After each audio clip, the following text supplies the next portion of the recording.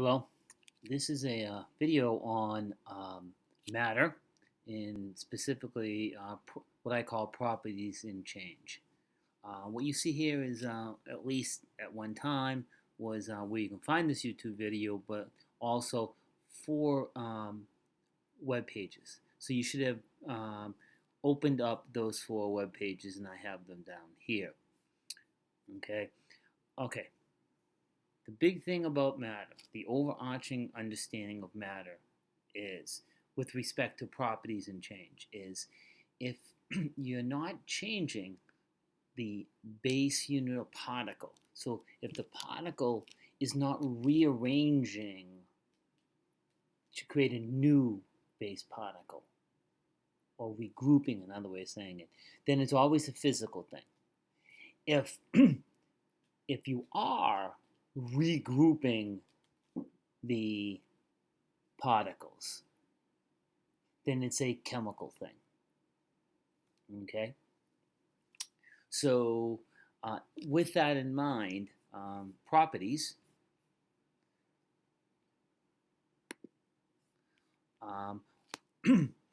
properties are basically the characteristics or the observations of a substance so that you can actually define it as a substance.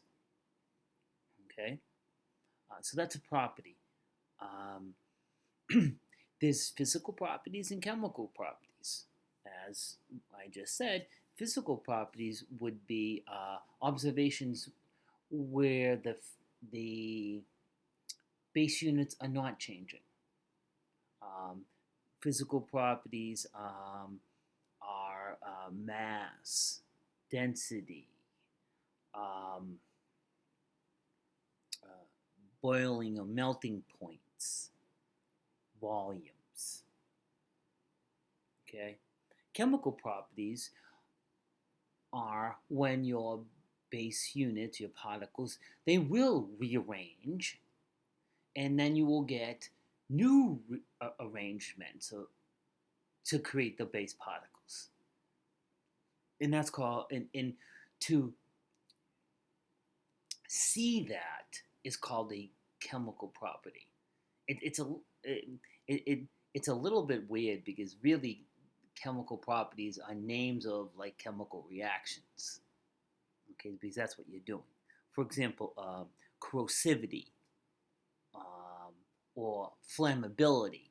Those are chemical properties. But what they mean are, corrosivity means is the substance is corroding, whatever that means, and the substance is flammable.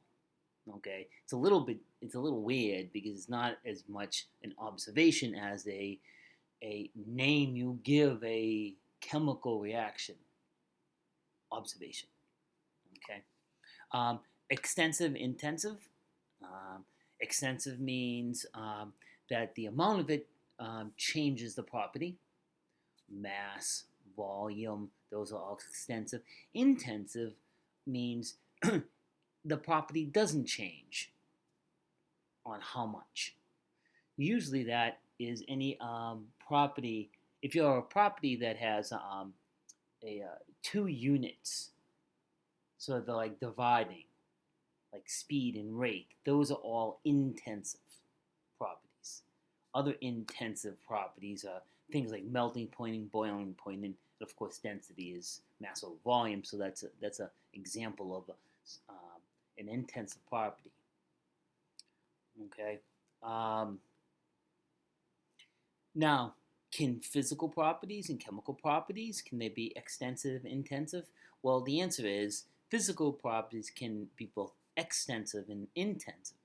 Chemical properties can't. They can only be intensive. Because intensive means you're changing the base units. Okay, because it doesn't make a difference how much of it you have. You're changing the base units, so you can have a little or a lot of it, and it's not changing. Okay? There is no such thing as extensive chemical properties. Okay? So those are the types of properties. Again, properties are kind of the way in which we talk about observations of the substances. Okay, next one is I'm just kind of looking physical and chemical change. Okay, as we said before, I talked about this. Physical change means the base particles are not changing. You're just separating them from each other, or doing something with respect to each other. Okay. Phase change is the most common physical change, most common talked about, solid, liquid, gas. Chemical changes, on the other hand, you are changing the grouping of the base particles. It's when you do this, at least one of the groupings change, i.e., you make a new substance. But a new substance is not an observation of a chemical reaction. All chemical changes are called chemical reactions.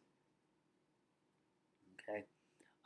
As it says there, examples of chemical change are rusting of a nail, souring of milk, or burning of paper. Okay. With any physical or chemical change, there's always a net change in energy. If it requires energy to be put in to the system, that's called an endothermic reaction. And if energy is released, it's called exothermic reaction. But it's important to understand that every single change, there is an energy change associated with it. There is no change that doesn't either give off or take in energy. And as I don't know how to say, Lavoisier, I guess, said that you can't get rid of the mass. It's called the law of conservation of mass. So when you have a change, the total masses stay the same, and the masses of each of the atoms are the same, but that's for a different day. So the total mass doesn't change. Okay? So those are chemical changes. Next one. So back to physical changes. Okay? Again, physical changes. The base particles are not being rearranged, so the particles stay the particles that they are all through the phase changes. Phase changes are also called states of matter. That's what a phase is, a state of matter. There's 4 of them, solid, liquid, gas, and plasma, with actually there's a 5th called liquid crystals. And if you don't know what that is, look at your digital watch and look at this black and silver. That means that that is actually what is called liquid crystal. We can talk about that later on.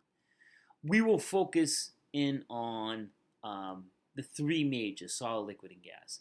Plasma is actually, we'll talk about later. It's a very high energy state. Okay. Gases, and I'm just going to be very brief. Gases are totally different than liquids and solids. Gases, and the reason is because the gas has obtained enough energy to overcome their intermolecular forces. Therefore, they're not influenced by each other. What's this intermolecular force? It's the force that when particles get close together, they interact with each other. Remember, kinetic molecular theory says that all substances are made up of particles that are in constant motion, and sometimes they interact. Well, this interaction comes in 2 types: chemical reactions or intermolecular forces. And the intermolecular forces are physical things. Okay, so gases are the only phase that the particles have obtained enough energy to overcome that intermolecular force. Now they're separate from each other. so they don't interact. They don't interact with each other, which is a technical lie, and we can talk about that later on. If the particles don't interact with each other, they can go wherever they need to go. That's why all gases occupy all volumes, take any shape of any volume, and it's why it's compressible, which means compressible means apply pressure in the pot and the volume of the container, volume of the substance decreases. Well, it's because there's a lot of empty space in between the gas particles since they're not interacting with each other. One of the functions of they are being interactive, having intermolecular force, is they need to be near each other. Okay?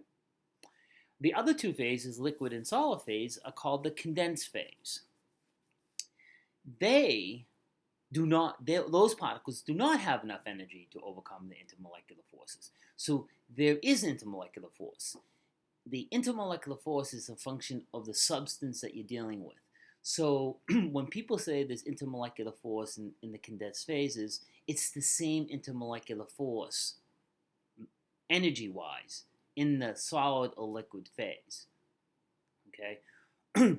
However, the liquid phase has more energy.